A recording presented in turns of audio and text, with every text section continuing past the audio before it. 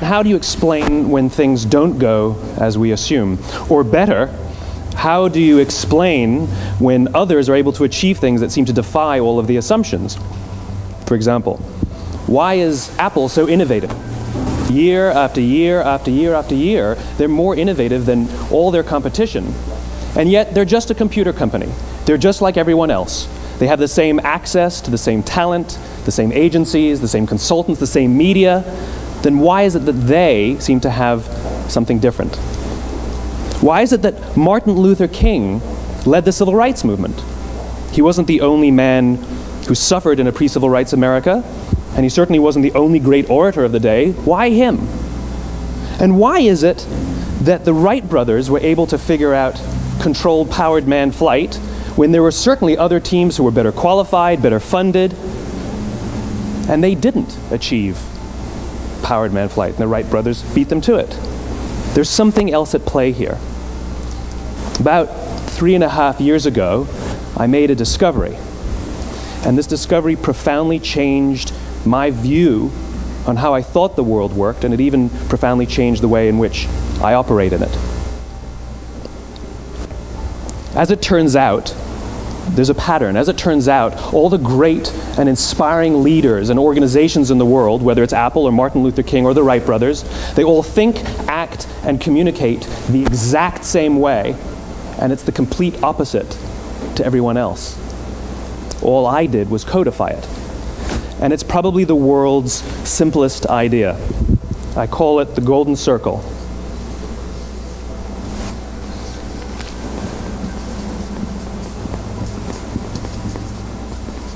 Why, how, what?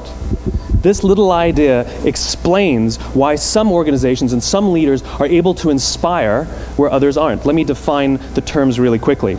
Every single person, every single organization on the planet knows what they do, 100%. Some know how they do it, whether you call it your differentiating value proposition or your proprietary process or your USP.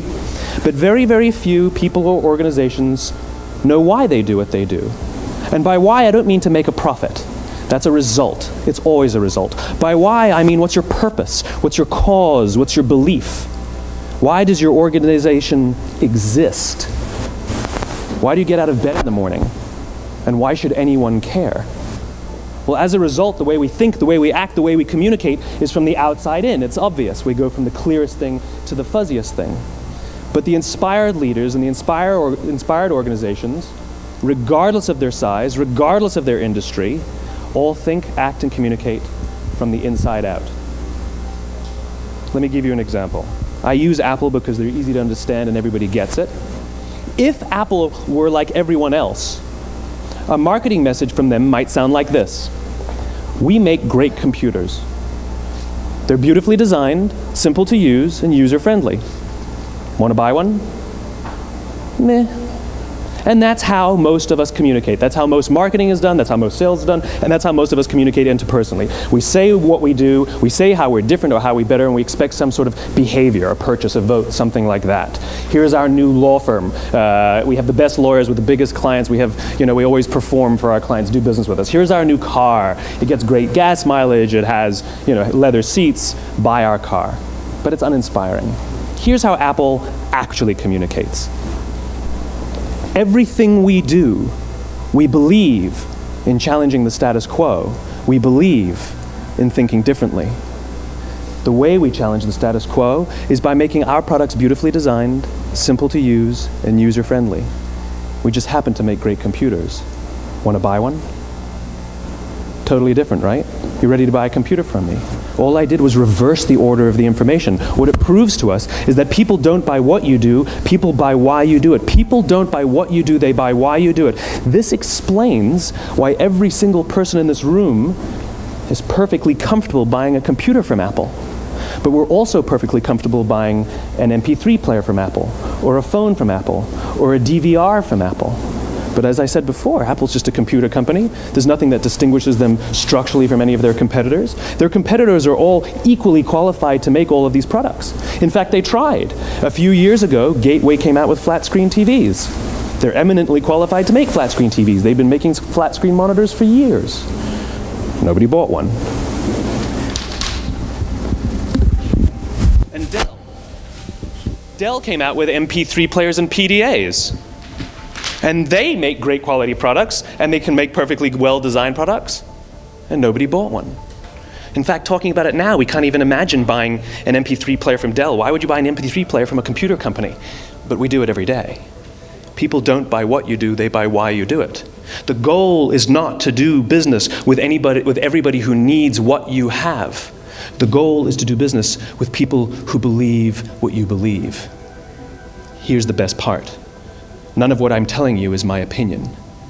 It's all grounded in the tenets of biology, not psychology, biology. If you look at a cross-section of the human brain, looking from the top down, what you see is the human brain is actually broken into three major components that correlate perfectly with the golden circle. Our newest brain, our Homo sapien brain, our neocortex, corresponds with the what level. The neocortex is responsible for all of our rational and analytical thought and language. The middle two sections make up our limbic brains, and our limbic brains are responsible for all of our feelings, like trust and loyalty. It's also responsible for all human behavior, all decision-making, and it has no capacity for language. In other words, when we communicate from the outside in, yes, people can understand vast amounts of complicated information like features and benefits and facts and figures. It just doesn't drive behavior. When we communicate from the inside out, we're talking directly to the part of the brain that controls behavior, and then we allow people to rationalize it with the tangible things we say and do. This is where gut decisions come from. You know, sometimes you can give somebody all the facts and your figures and they say, I know what all the facts and details say, but it just doesn't feel right. Why would we use that verb? It doesn't feel right. Because the part of the brain that controls decision-making doesn't control language. And the best we can muster up is, I don't know, it just doesn't feel right. Or sometimes you say you're leading with your heart or you're leading with your soul. Well, I hate to break it to you, those aren't other body parts controlling your behavior. It's all happening here in your limbic brain, the part of the brain that controls decision-making and not language.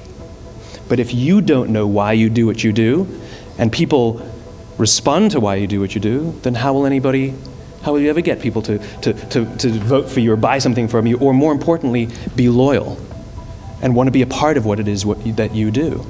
Again, the goal is not just to sell people who need what you have. The goal is to sell to people who believe what you believe. The goal is not just to hire people who need a job.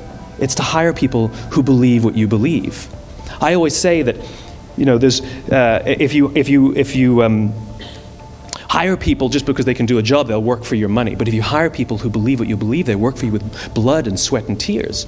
And nowhere else is there a better example of this than with the Wright brothers. Most people don't know about Samuel Pierpont Langley. And back in the early 20th century, the pursuit of powered man flight was like the .com of the day. Everybody was trying it. And Samuel Pierpont Langley had what we assume to be the recipe for success. I mean, even now, you ask people, why did your product or why did your company fail? And people always give you the same permutation of the same three things. Undercapitalized, the wrong people, bad market conditions. It's always the same three things. So let's explore that. Samuel Pierpont Langley was given $50,000 by the War Department to figure out this flying machine. Money was no problem. He held a seat at Harvard and worked at the Smithsonian and was extremely well connected. He knew all the big minds of the day. He hired the best minds money could find, and the market conditions were fantastic. The New York Times followed him around everywhere, and everyone was rooting for Langley. And how come we've never heard of Samuel Pierpont Langley? A few hundred miles away in Dayton, Ohio, Orville and Wilbur Wright. They had none of what we consider to be the recipe for success. They had no money. They paid for their dream with the proceeds from their bicycle shop. Not a single person on the Wright brothers' team had a college education, not even Orville or Wilbur. And the New York Times followed them around nowhere. The difference was Orville and Wilbur were driven by a cause, by a purpose, by a belief. They believed that if they could figure out this flying machine, it'll change the course of the world. Samuel Pierpont Langley was different. He wanted to be rich, and he wanted to be famous. He was in pursuit of the result. He was in pursuit of the riches. And lo and behold, look what happened. The people who believed in the Wright brothers' dream worked with them with blood and sweat and tears. The others just worked for the paycheck. And they tell stories of how every time the Wright brothers went out, they would have to take 5 sets of parts because that's how many times they would crash before they came in for supper. And eventually, on December 17th, 1903, the Wright brothers took flight. And no one was there to even experience it. We found out about it a few days later. And further proof that Langley was motivated by the wrong thing, the day the Wright brothers took flight, he quit. He could have said, "That's an amazing discovery, guys, and I will improve upon your technology." But he didn't. He wasn't first, he didn't get rich, he didn't get famous, so he quit.